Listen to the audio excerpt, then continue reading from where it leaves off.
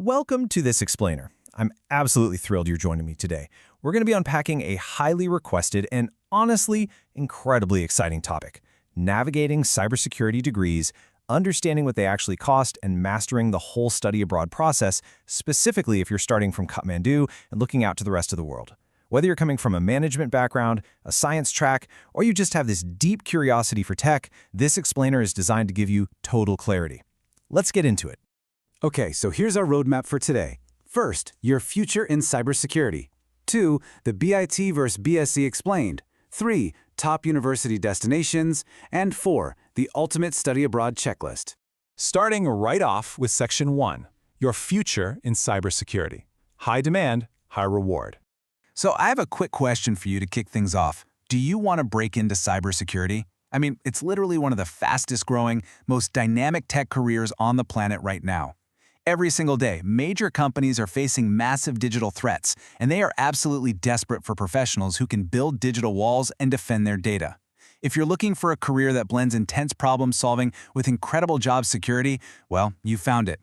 And let's talk about the payoff. $130,000. That is the incredible earning potential we're talking about in places like the USA and Australia. While the starting salaries are already fantastic, highly specialized, practical roles like ethical hackers, who are literally paid to legally break into systems to find their weak spots, can easily pull in up to $130,000 or even more once you have the right experience and certifications. So yeah, it's not just a secure job, it's an incredibly lucrative one. But how does that actually play out across different roles? Well, not every cyber job is exactly the same, and your salary usually lines up with your coding ability and technical depth.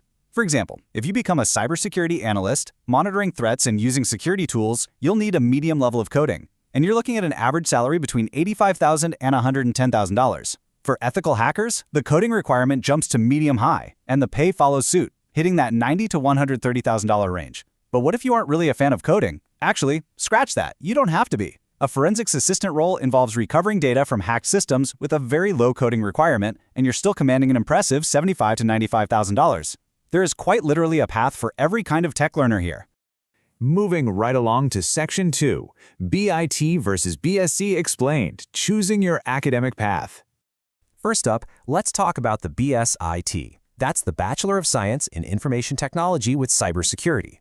This degree track blends broad IT foundational skills with very specific, highly practical cyber defense training. I really want to highlight this one because it is the absolute ideal recommendation for students coming from a +2 management background in Nepal with math and computer science. You aren't just thrown into the deep end of heavy academic theory. Instead, you get this amazing practical blend that makes you instantly employable across the whole IT sector. Now, you're probably going to see two main options out there: a BIT with cybersecurity versus a BSc in cybersecurity. So what's the actual difference? Well, a BIT gives you a broad IT focus with moderate coding. It's incredibly flexible. If you graduate and decide hardcore cyber isn't your thing, a BIT lets you easily pivot into software development, network administration, or even cloud computing. A BSc in cybersecurity, on the other hand, is a deep dive. It demands high coding skills and prepares you for highly specialized roles like advanced hacking or cryptography. Long story short, choose the BIT if you want flexibility, and go for the BSc if you are 100% certain you want to live and breathe cyber defense. All right, Section 3, top university destinations, where to study and what it's going to cost. Let's look at 3 phenomenal, highly recommended U.S. universities offering the BSIT program on campus. First, we have Grand Canyon University in Arizona, which is super competitive at $17,800 a year, requiring a 2.5 GPA. Then there's Wright State University in Ohio at $20,500 a year, also needing a 2.5 GPA. And finally, East Carolina University in North Carolina coming in at $23,500 a year, which looks for a slightly higher 2.75 GPA. These are really fantastic options because they balance great academic rigor with completely reasonable tuition rates for international students. Of course, to get in, you have to prove your English proficiency. The magic number to keep in your head here is 95. A Duolingo score of 95 or higher is pretty much the gold standard benchmark across the board for getting into almost all of these top BSIT programs, including Grand Canyon and East Carolina. If you're prepping in Kathmandu right now, aim for that 95 and you'll clear the hurdle no problem. But hey, maybe the traditional on-campus route just isn't your vibe or doesn't fit your life right now. Western Governors University, or WGU, offers a highly flexible, fully online alternative designed for international-style learners. If you want a non-traditional model that lets you tackle coursework at your own pace, WGU is an absolute game-changer in the cyber education space. And the financial advantage here? It's honestly wild. WGU offers a flat-rate yearly tuition of exactly $8,300. That's the total for the whole year. Plus, a massive benefit for some applicants is that for this specific track, there's no strict minimum GPA hurdle enforced in the same way traditional colleges do it.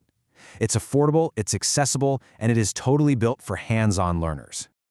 Almost at the finish line, Section 4, the Study Abroad Checklist, from Kathmandu to campus.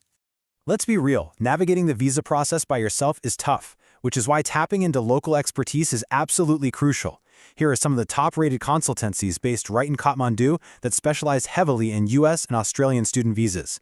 We've got AECC Global, KeyEC in Dili Bazaar, Expert Education, NIEC, Global Reach, and Edwise Foundation. These teams handle the whole shebang: university applications, SOP writing, financial documentation, and visa processing. Having a good consultancy in your corner can literally be the difference between a visa approval and a rejection. Okay, but before you walk into any of those offices, you need your paperwork dialed in. Seriously, do not show up empty-handed.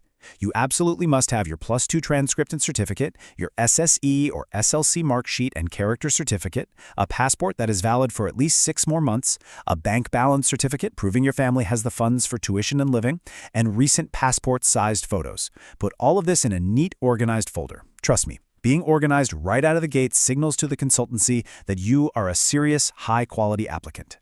Once you're sitting across from an agent, you have to advocate for yourself. Here are 4 essential questions you need to ask to guarantee you're getting transparent service. Number 1, are there any hidden fees or extra service charges? Number 2, will you actively help me secure my I-20 document from the U.S. university? Number 3, do you provide mock preparation for the actual visa interview? And number 4, are you officially partnered with my preferred university? Asking these questions puts you firmly in the driver's seat of your own future.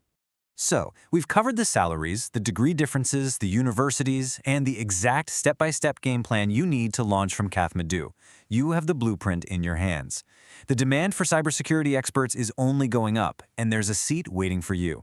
So, I'll just leave you with this final thought. Are you ready to hack your future?